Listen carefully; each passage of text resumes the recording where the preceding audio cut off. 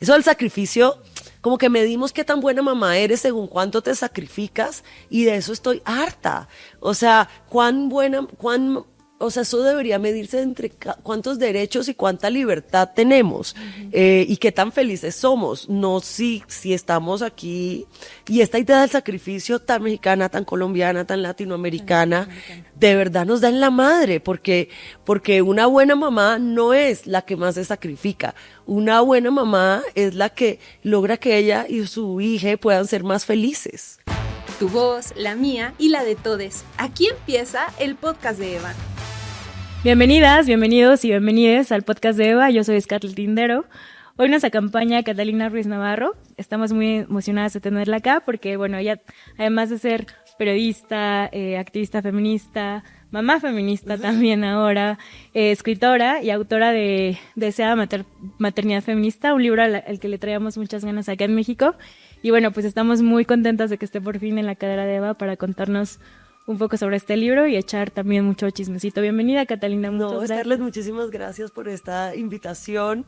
Además, a La Cadera, que es una revista hermana aliada de Volcánicas, me encanta estar acá.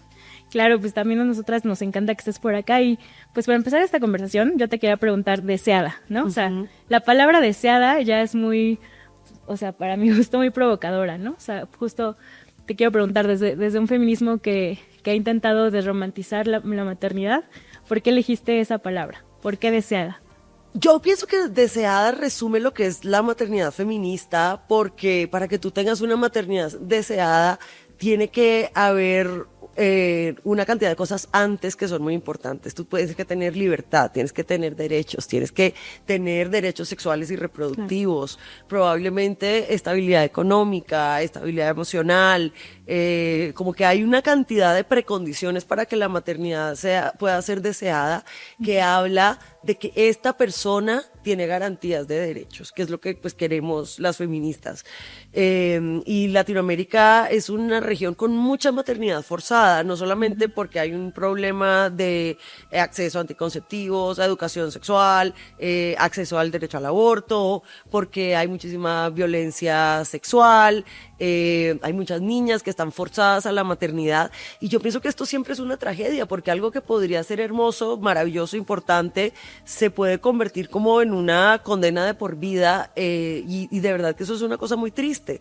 Y bueno, yo venía con esta idea de que la maternidad comienza con un deseo, sobre todo preguntándome mucho por qué yo deseo ser mamá. Como te podrás imaginar, yo era la chica que nadie esperaba que fuera a ser mamá. A mí mi carrera me importaba muchísimo, trabajo un montón, además soy feminista. Las feministas hemos hecho un trabajo de desromantizar la maternidad y sabemos todos los peligros, riesgos y zancadillas y opresiones que pueden venir ahí. Entonces nosotras somos hiperconscientes de lo malo que puede traer. Y yo me preguntaba por qué, a pesar de todo esto, yo sí quiero ser mamá. ¿De dónde sale este deseo salvaje? Que yo creo que como a los 28, 27 fue como muy claro para mí. Yo no sabía ni si quería casarme, pero sí sabía que quería ser mamá. Y lo que me empecé a encontrar luego también en las entrevistas es que todas me hablaban de ese deseo. Y bueno, no, hubo un momento, mi mamá me tomó la foto de la portada unos días antes de parir. Yo esa foto la estaba pensando como tenía como referente un cuadro que me gusta mucho, que es La Maja Desnuda, porque las mujeres siempre aparecieron en la pintura europea como desnudas, pero acostadas, pero dormidas. Y esta es la primera que mira de frente al espectador, y yo venía como con esa idea, y cuando la foto estaba, de repente yo estaba como pensando todo esto y dije, funciona el título perfecto con la foto, es una bromita. Y por eso terminó llamándose Maternidad Deseada. En la editorial me lo dejaron, me decían, no, la gente se va a confundir, van a pensar que es una novela erótica. Y yo, bueno, si se confunden se van a llevar una sorpresa, pero capaz si lo compran también. Oye, Catalina, y antes de ser madre, de convertirte en madre, ¿cuáles eran las mentiras o los mitos sobre la maternidad que tenías ahí pensando o no sé, navegando, y que cuando te convertiste en mamá o incluso cuando escribiste este libro, derribaste? Creo que hay una cosa que me parece que era súper difícil, y era que yo no quería primero que todo yo tenía mucho miedo que mi identidad se empezara a borrar y se empezara a confundir con la de ella o con la de la maternidad.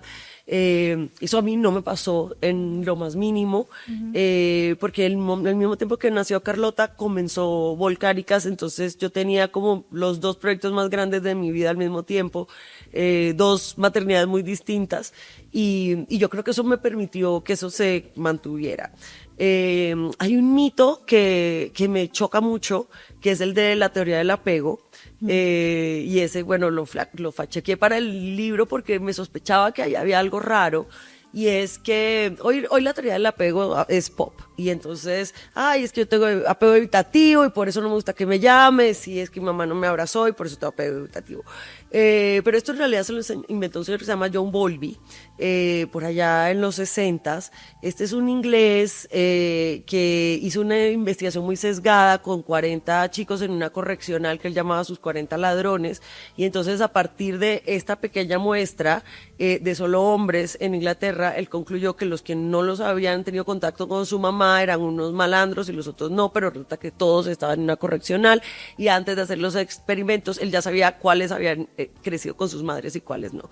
Pero esta teoría cogió mucho vuelo, la idea de que para que una persona fuera adaptada y bien en sociedad, tenía que crecer con su mamá con muchísima cercanía, casi que todo el tiempo pegada en la primera infancia. Pegó mucho porque las mujeres veníamos de la posguerra, las mujeres habían salido a trabajar, les había gustado y necesitábamos argumentos para regresarlas a la casa. Y durante los 60s y los 70s y los 80s volvía y volvía cada vez que habían estas oleadas de la salida de las mujeres al trabajo asalariado, por supuesto de las mujeres blancas y de clase media. Y resulta que es una teoría que de verdad está basada en algo cierto. Antes los bebés los dejaban ahí en la esquina y cuando lloraban les daban comida, pero no los trataban como personas. Los bebés son personas, necesitan afecto, necesitan contacto humano, necesitan amor para desarrollarse bien, pero esto no tiene que venir solamente de la madre biológica, puede venir de toda una red de cuidados alrededor. Y ese es uno de los mitos que fueron más eficientes.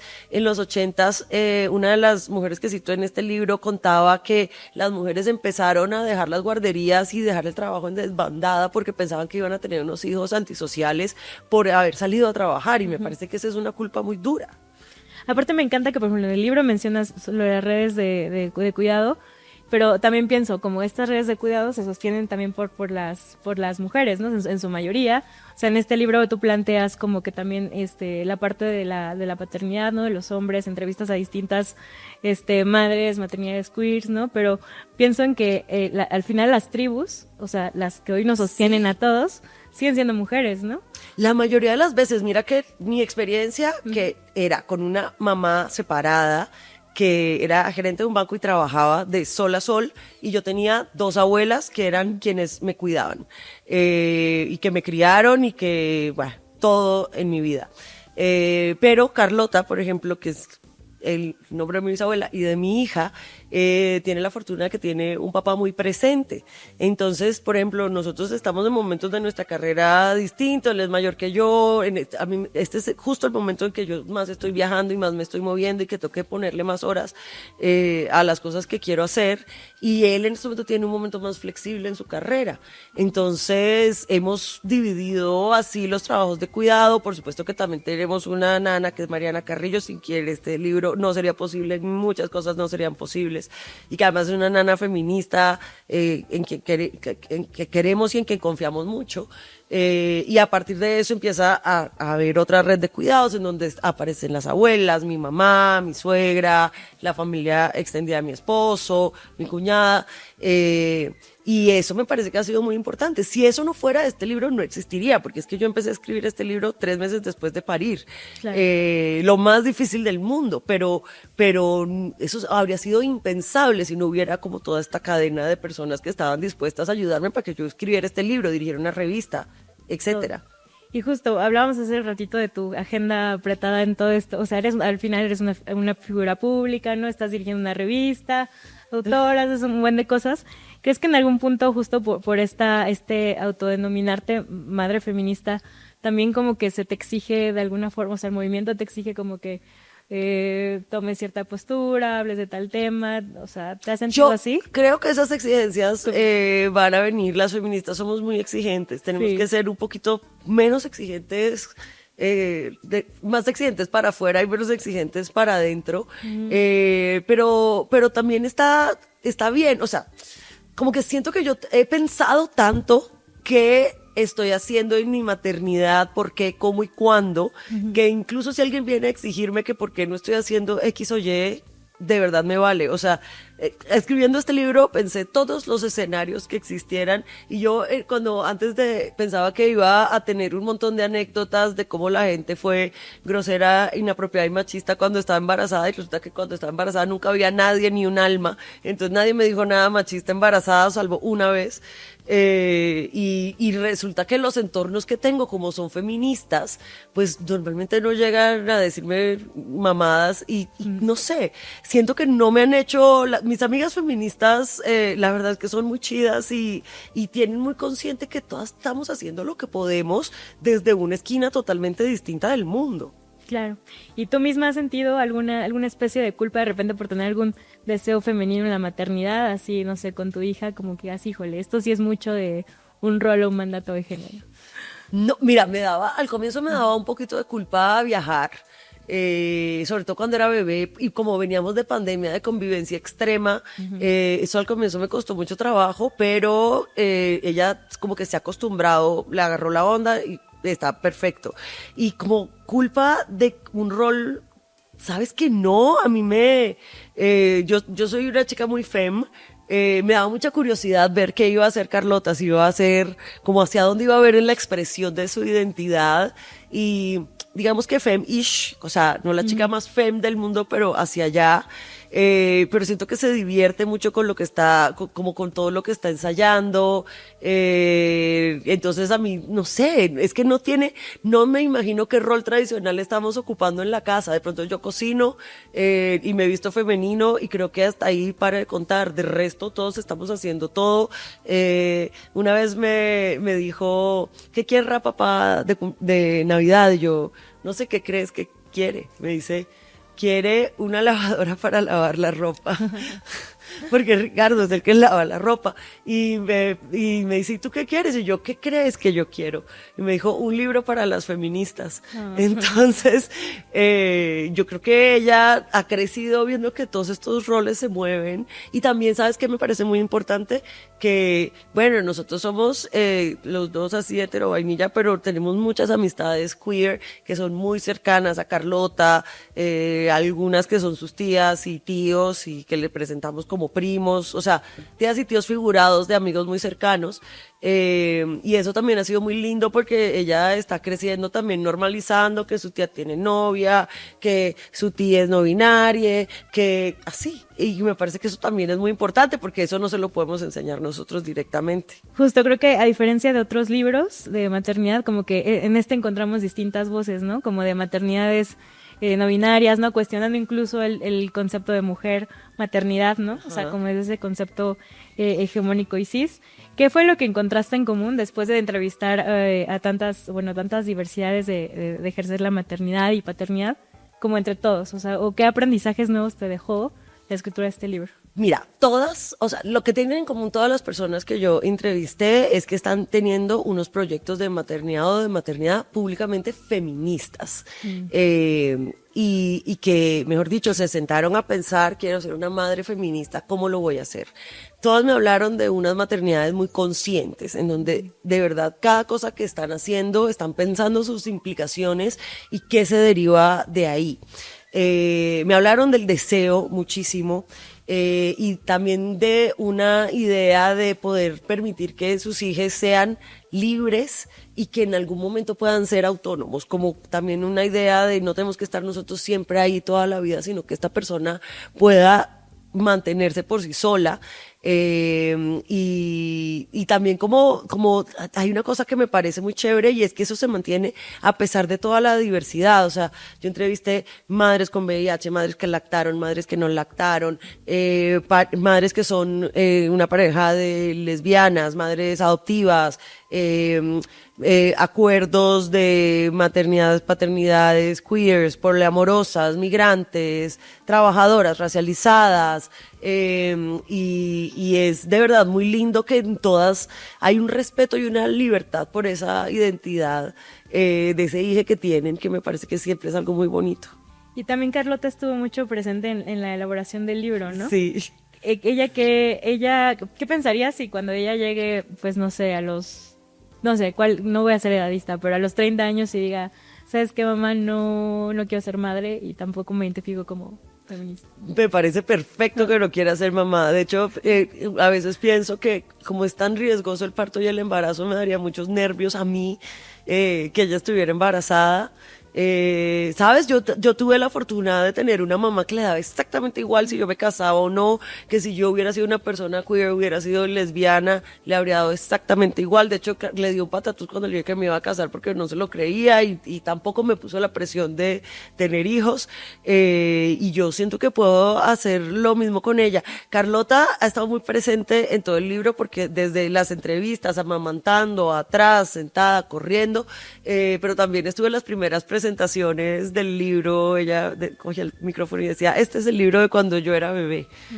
Sigue siendo bebé, pero eso también era una cosa muy linda. Ella se lo ha apropiado mucho. En el primer video que saqué mostrando que existía es de ella caminando con el libro para arriba y para abajo.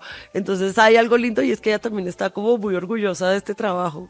¿Y qué le dirías a las jóvenes feministas, no? Bueno, tú lo mencionas igual por ahí cerca del final del libro, las mamás de la generación actual, la Z, son las que más están informadas, más tienen esta apertura.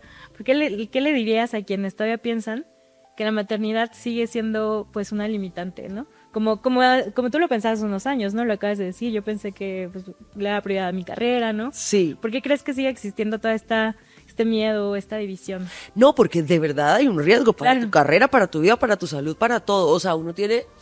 A ver, no todas las maternidades logran ser como planeadas, con cuidado. O sea, yo pensé 7 años antes, quiero ser mamá, 1 año antes dije, bueno, creo que el año que viene ya. Y yo entiendo que a veces eso no sucede así. La vida es inesperada y pasan muchas cosas.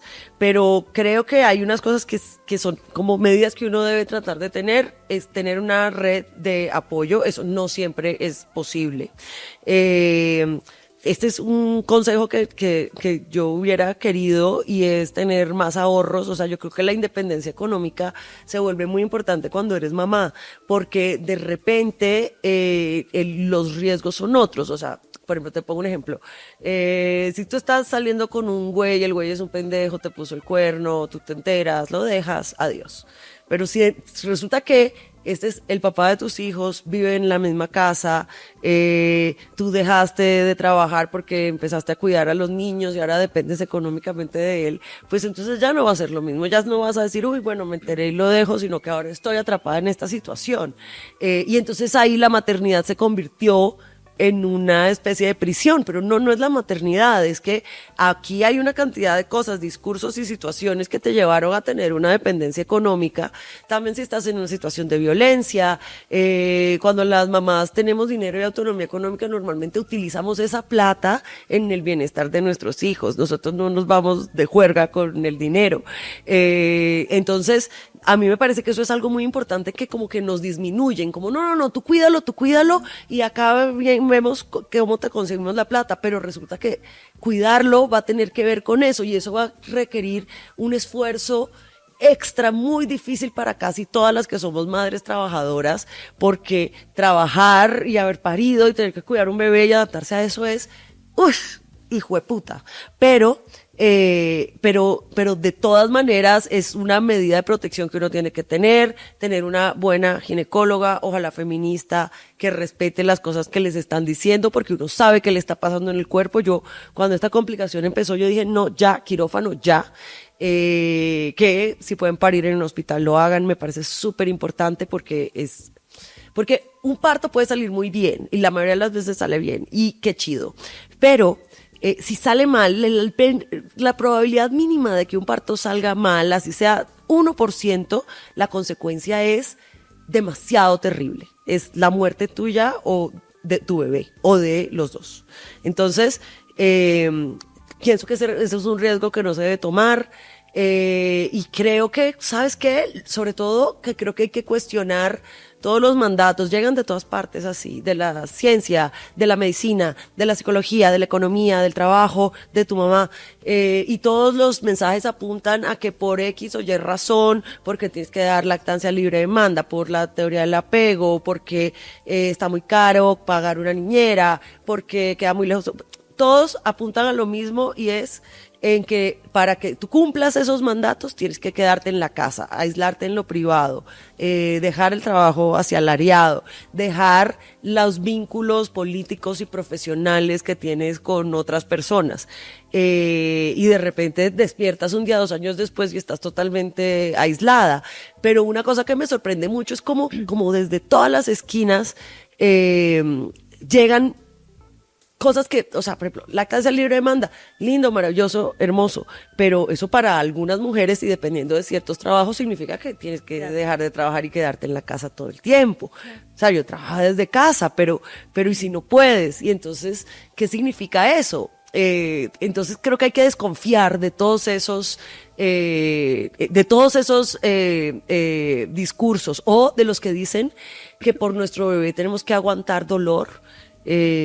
Como tienes tus pezones destruidos, sangrando, estás sufriendo, ya esto está afectando a tu salud mental, pero por tu bebé, si tú no estás bien, no va a estar bien. Como esa idea de que el bienestar de tu hija y el tuyo están en pugna, en realidad van de la mano. Si tú estás bien, eres feliz, tienes derechos, estás tranquila, vas a ser una mejor mamá. Eso del sacrificio, como que medimos qué tan buena mamá eres según cuánto te sacrificas, y de eso estoy harta. O sea, o sea, eso debería medirse entre cuántos derechos y cuánta libertad tenemos, y qué tan felices somos, no si estamos aquí. Y esta idea del sacrificio tan mexicana, tan colombiana, tan latinoamericana, de verdad nos da en la madre, porque una buena mamá no es la que más se sacrifica. Una buena mamá es la que logra que ella y su hija puedan ser más felices. Claro. Y hablando de los mitos, como el sacrificio, decías que algunas posturas que compartes acá, y coincido, son polémicas, ¿no? Sí. Y también algunos mitos que cuestionan, también son polémicos. Uno de ellos es el instinto maternal, ¿no? Este instinto materno que tú un poco desmitificas acá, ¿no? ¿Qué dirías a todo este mito sobre que realmente existe un instinto maternal? ¿Tú lo pensabas así antes? No, yo siempre supe que el instinto materno no existe. Primero que todo porque un instinto es una cosa automática que hace tu cuerpo y que está presente en todos los individuos de la especie. Por ejemplo, tú le pones a un bebé una teta en la boca, el bebé la agarra y empieza a chupar. Eso es instintivo. Una perra nace y ella instintivamente le quita la placenta a sus perritos, pero nuestra maternidad está mediada por lo cultural, o sea, es imposible reducirla a un instinto, y entonces cuando empiezas a tenerle el discurso del instinto, empiezas a crear unas maternidades de segunda, porque como es instintivo, entonces tiene que ser biológico. Entonces, si no lo pariste, entonces las madres adoptivas no tienen instinto materno, entonces son unas madres menores porque no tienen el instinto. O madres biológicas que ven a su bebé y no sienten una conexión inmediata por X o Y, eso no las hace malas, esa no las hace malas madres, pero no tienes. Es una madre desnaturalizada, sin instinto. Entonces, mira cómo eso empieza a causar un montón de dolor. La idea del instinto también nos deja a las mujeres solas haciendo el trabajo de maternar, porque los hombres no tienen el instinto. Cuando en verdad tú ves un bebé y tú no sabes qué hacer con él, envolverlo en taquito, tú crees que eso se carga como un software. Uno tiene ni idea qué hacer con un bebé, un ser humano. Y esa, o sea, es una idea que tenemos que empezar. A ver, tú me vas a decir, pero Catalina, yo siento algo. O sea, tú, ¿cómo me vas a decir que este apego, este arrojo, estas ganas de dar mi vida por este pedazo de humano que todavía no habla, me vas a decir que esto no es un instinto? Sí, tú estás experimentando unos cambios biológicos en tu cuerpo que son muy importantes, pero que experimentan todas las personas que estén cuidando ese bebé. Hay una antropóloga, Sarah Buffler Hardy, que cuando tiene un nieto se pone a toda la familia a hacerle pruebas de saliva todos los días y se dio cuenta que a todos los que estaban cuidando al bebé les estaba subiendo la oxitocina, al abuelo, al papá. Entonces, no es instinto, es que, o sea, no es un instinto biológico que sale de gestar, es que tú sí tienes unos cambios en tu cuerpo para adaptarte a cuidar un bebé y luego, con la medida que cuidas un bebé, empiezas a entender qué pedo con este bebé en particular. Además, no todos los bebés son iguales. Y entonces ya tú dices, está llorando porque tiene hambre, está llorando, pero esto no es que tú lo sabes mágicamente porque eres una madre mágica, sino porque la maternidad también es una cosa de aprender, de ensayo de error, de técnica, y ya cuando le agarras el pedo, pues tú ya sabes básicamente que está llorando como si estuviera hablando, o de pronto no, a veces no. Oye, otra de las cosas que se dice sobre la maternidad es que como que un poco pierdes un poco tu identidad de quién eras antes y quién eres después de ser madre. ¿Tú cómo vives eso desde una parte, pues no sé si filosófica o tal, pero tú has visto como ese desdibujamiento de la Catalina que era antes de ser madre? Era mi miedo más grande, no me pasó en absolutamente nada, porque era algo que me preocupaba mucho. Yo no creo que nadie a mi alrededor diga cómo has cambiado desde que te convertiste en mamá. Tengo menos tiempo, de pronto me angustio menos como con cosas grandes e inconmensurables de la vida, como que me las he tomado últimamente con más aplomo. No sé si esto es la maternidad, no sé si esto es la vejez, puede ser una combinación de las dos. Pone un poco las cosas en perspectiva, como dramas que pensaba que antes eran dramas, ahora me parecen una bobada cuando los pongo en perspectiva de otras cosas, pero de resto yo siento que sigo siendo la misma. Ya no hay un cambio como... Me sigue encantando trabajar, escribir, trabajar largas horas, debatir, irme de fiesta. Bueno, sí has dicho algo, que este libro te ha vuelto, y ser mamá también, ser más feminista. Sí, me ha vuelto más feminista, definitivamente. Sí. Siento que ahora es personal, ¿me entiendes? Como que yo igual estaba en esto con toda la convicción posible, sí, pero digamos, yo nunca fui víctima de violencia sexual o como que... pero ahora esto es personal, porque yo soy muy consciente de que yo no puedo vigilarla todo el tiempo ni protegerla todo el tiempo, como que soy muy consciente de los límites que voy a tener, y entonces lo único que me queda es que el mundo afuera de esos límites no sea una porquería y no sea tan injusto, y lo único que yo puedo hacer para eso es trabajar como feminista, o sea, es ya pues un compromiso mucho más grande, porque bueno, vamos que si pronto no lo pueda lograr, pero que tengo que tratar, hay que seguir intentándolo. ¿Qué te gustaría que Carlota aprendiera de tu feminismo y que desaprendiera también de tu feminismo? Hay una cosa que ojalá no me aprenda, de familia, de todas las Navarro, y es que de pronto nos demoramos mucho en pedir ayuda o decir que algo nos duele, aguantamos dolores, incomodidades, y ya cuando la cosa está inmanejable por nosotras solas, entonces decimos algo y decimos, creo que puede ser que me sienta regular. Entonces espero que eso no lo herede. Creo que, yo se lo aprendí a mi mamá y a mis abuelas y no está tan chévere. Lo que sí. Lo que sí, la pasión y la curiosidad. Ella es muy apasionada y muy curiosa, pero mi camino en el feminismo ha ido por ahí, o sea, persiguiendo ideas, encontrando dilemas, y como la sensación de seguridad y conexión que te da con otras personas. Yo también pienso que no voy a poder enseñarle todo, a mí no me lo va a creer todo, pero entonces yo estoy como delegando conversaciones con mis amigas, de pedacitos que necesito de información que le llegue, pero que le llegue desde otro lado para que no sea con mi voz de mamá. Pero digamos que esto, lo que quiero decir con esto es que tenga una red de lugares seguros en varias personas adultas, en varias amigas, no solo en mí, para que si en algún momento algo pasa, tenga suficientes personas a quienes llamar y a quienes pedirles ayuda si por alguna razón X o Y le da miedo o angustia o no nos puede llamar a su papá y a mí. Y casi para terminar, te quería preguntar, pero bueno, es casi obvio, ¿qué libro, qué playlist o qué canción recomendarías para acompañar este libro? Digo, es casi obvio porque nos acompaña muchas veces algunos versos de Lío Pimienta, ¿no? Lío Pimienta te escribió un poco te escribió el prólogo. ¿Qué canción nos recomendarías para leer este libro? Definitivamente tiene que ser nada de Lío Pimienta. Yo escuchaba esta canción cuando estaba recién parida y decía, Dios mío, me entiende. Y Lido y yo nos conocimos como yo tenía como 3 meses de parida, me escapé de la casa, todavía era COVID, pero yo dije, no puede ser, nos tenemos que conocer hoy, ahora somos grandes amigas, pero también hay una canción que Carlota está fascinada con ella, que es una canción de Bluey. Bluey es una caricatura de un perrito. Si no son mamás, no tienen hijos, vean Bluey el domingo cuando estén pasando la resaca, es divino, espectacular. Y tiene una canción que se llama Burger Dog, perro hamburguesa, la he puesto toda esta semana.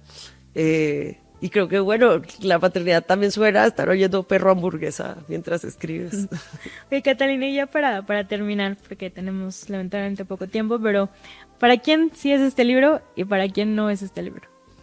Mira, este libro no es solamente para mamás. No podemos seguir con la conversación sobre la maternidad en un gueto secreto en donde solamente hablamos las mamás.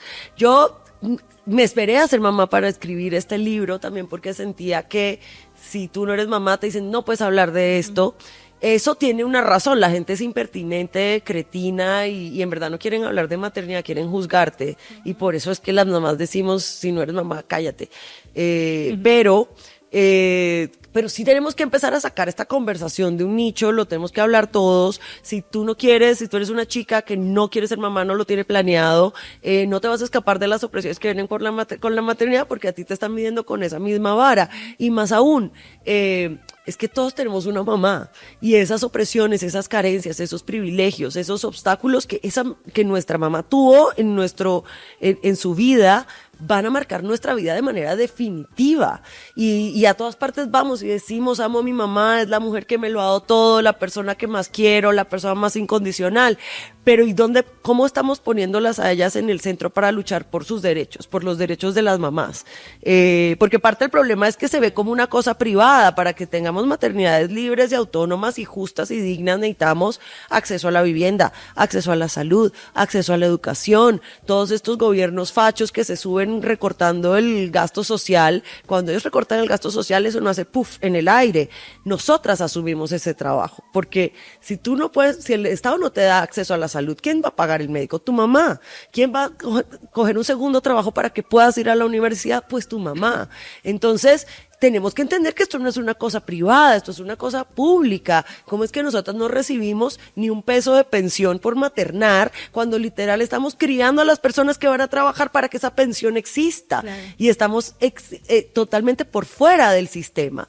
Entonces necesitamos unos cambios políticos, política pública, exigirle cosas a los gobiernos, renta básica universal que disminuiría la violencia doméstica, acceso al aborto. Pero si sigue siendo un tema de mamá por allá en una esquina, entonces es una cosa de nicho y yo creo que esto es para todos. Quiero que se lo lean hombres también, porque, el trabajo maternal tiene que defeminizarse. Todos tenemos que hacerlo. Y no sé, va a haber gente que se siente muy conflictuada y sufre mucho con el lenguaje incluyente. Sí. Si te da dolor de cabeza y palpitaciones cuando lees cosas con lenguaje incluyente, no leas este libro porque te va a dar un infarto. Pero bueno, o lee este libro, a ver si en ese infarto tienes una crisis existencial y dices, no puedo estarme molestando por cosas tan bobas y tendría que unirme a luchar por los derechos de todo el mundo. Pues así que ya saben, ¿no? Para quienes nos estén viendo, este libro es justo para reclama el derecho a desear sin opresión. y sin culpa y sin un montón de otras cosas que nos han vendido sobre la maternidad. Así que pues agradezco que hayas venido a platicar un poquito sobre este libro. Ya saben, aquí está. Es un libro muy rico, de mucha conversación. Además, como los testimonios son variados, todo el tiempo como que piensas que estás hablando con distintas personas. Es lo bonito de lo coral. Y pues, Catalina, un gusto tenerte por acá. Muchísimas gracias por esta invitación. Encantada cuando quieran. Y pues nada, muchas gracias. Gracias. Lean el libro.